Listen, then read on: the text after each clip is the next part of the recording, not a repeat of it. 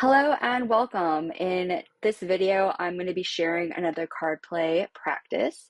If you are new to my channel, new to card play, be sure to check out my previous videos. I also have card play videos organized both in turn as a playlist of practices and kind of like the underlying theory or my approach to using cards like tarot, oracle, dixit, and other types of evocative visual imagery cards, not for fortune telling or to predict the future, but really as tools to support self exploration and personal growth in really creative and expansive ways.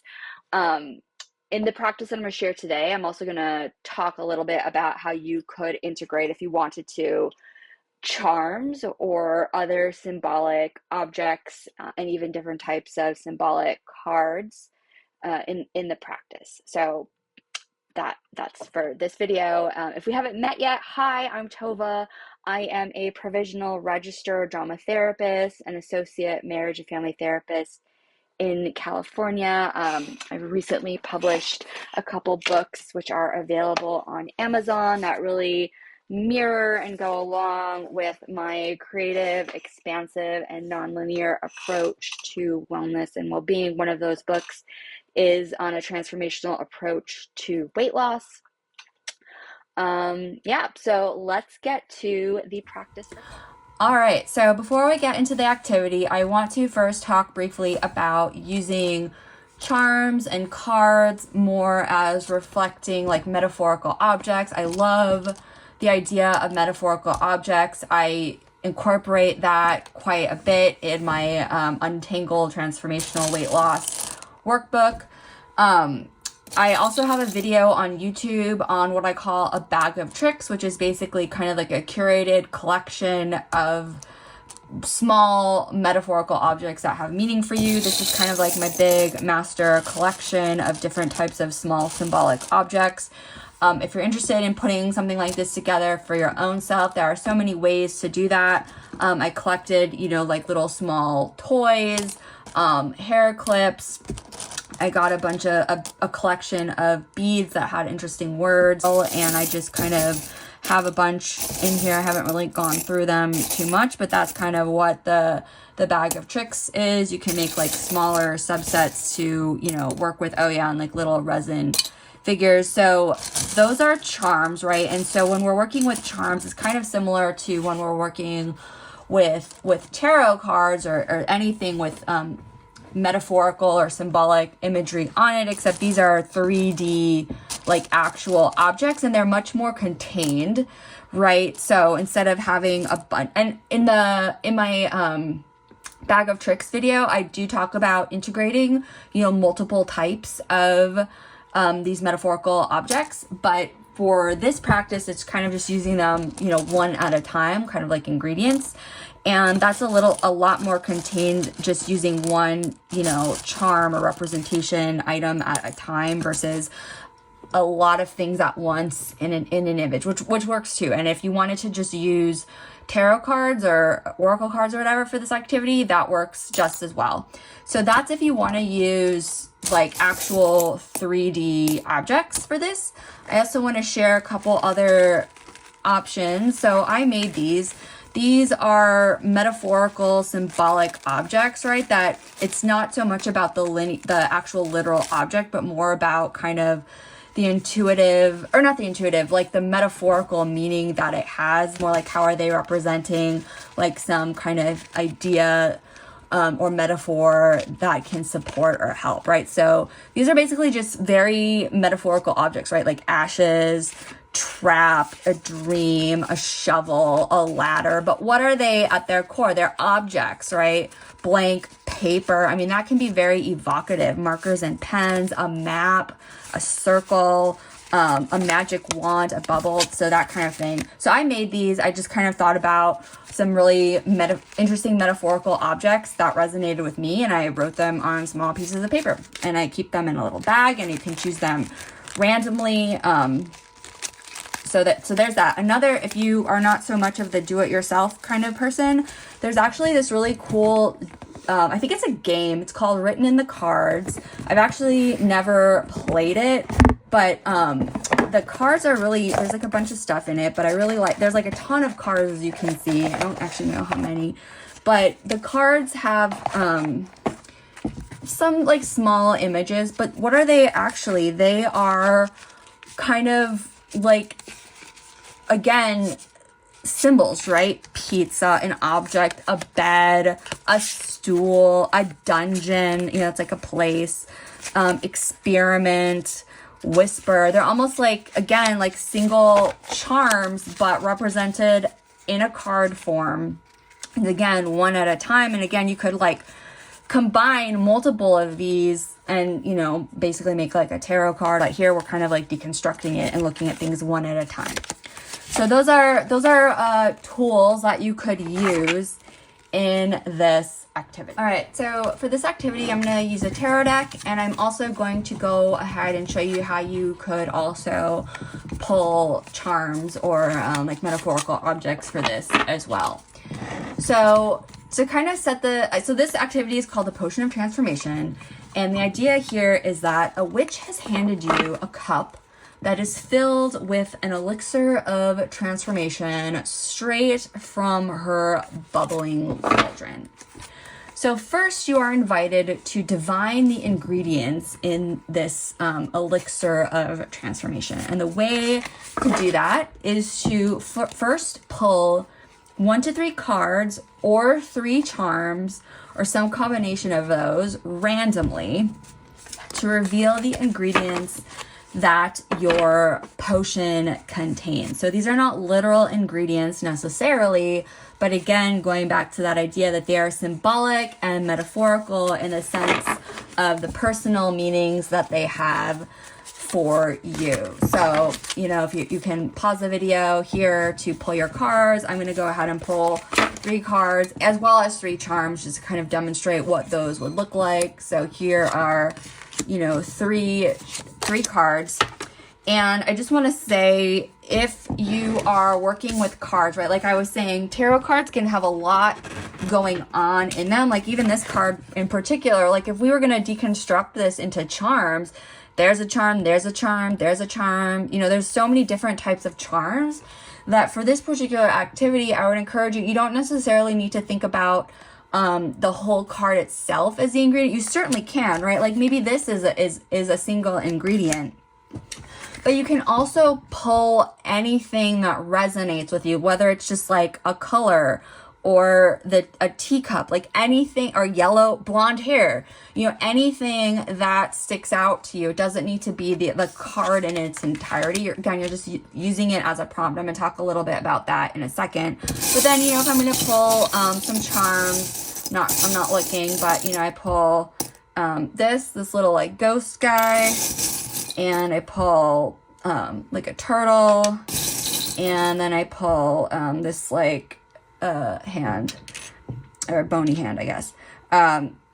So those are like, you know, these would be like the 3 ingredients if I was just using 3 charms. So, okay. All right. So that's kind of choosing the ingredients. So figuring out or exploring what these represent for you, I suggest using free writing. So use free writing to describe each of the ingredients and how it applies to you. And a good way to start with that is to just write down the first 5 things that pop into your mind related either to the cards or the charms that you pulled, right? So just your association to any aspect, right, of the imagery and seeing what it unfolds, right? So, you know, there's so many ways to go about stuff. You know, maybe this reminds you of like birthday parties or something, or celebration, or I don't know, whatever it is. So some questions to think about as you do that are, you know, what qualities or themes do these charms or the cards like evoke, right? Do they feel like aspects of your current self, your memories, your goals, your fears, or your strengths?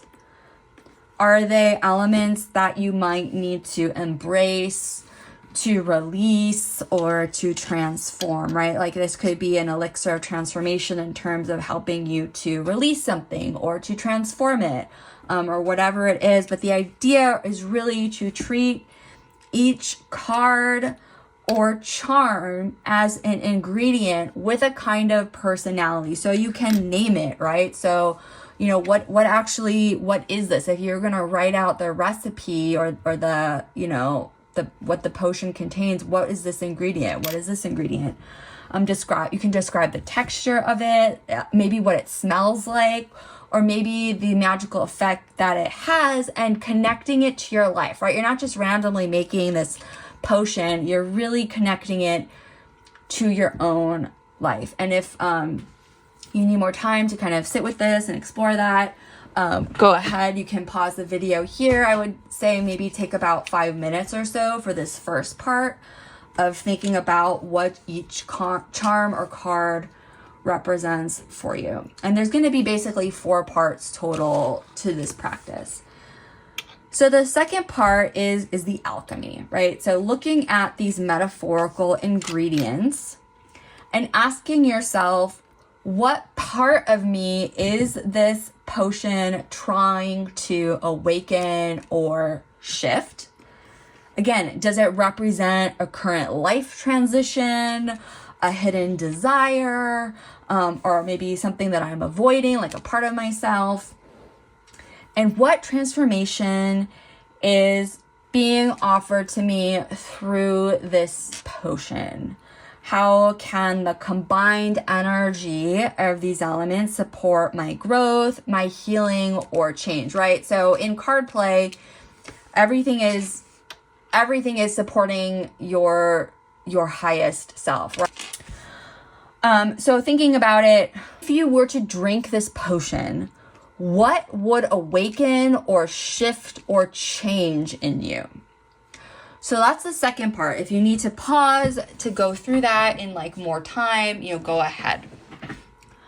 Part 3 is clarity and integration. So again, as you need to, pause the video because I'm going to give 3 prompts, and the idea is to write a 1-sentence response, right? So that's kind of like incorporating a little bit of micro journaling.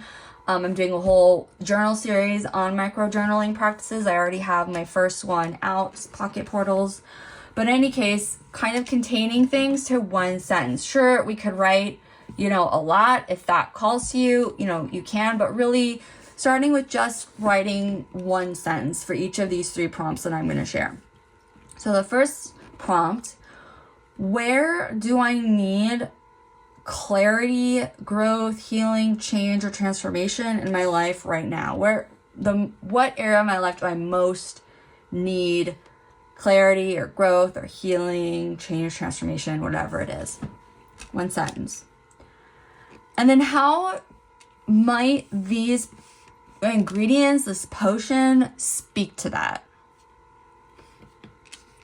And then what small ritual or decision or mindset shift could help me begin integrating this transformation?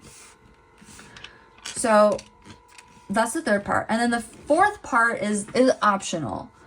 But basically, by now, the idea is to kind of have some general sense of what is in this elixir, in this potion, and how it is going to serve and support you.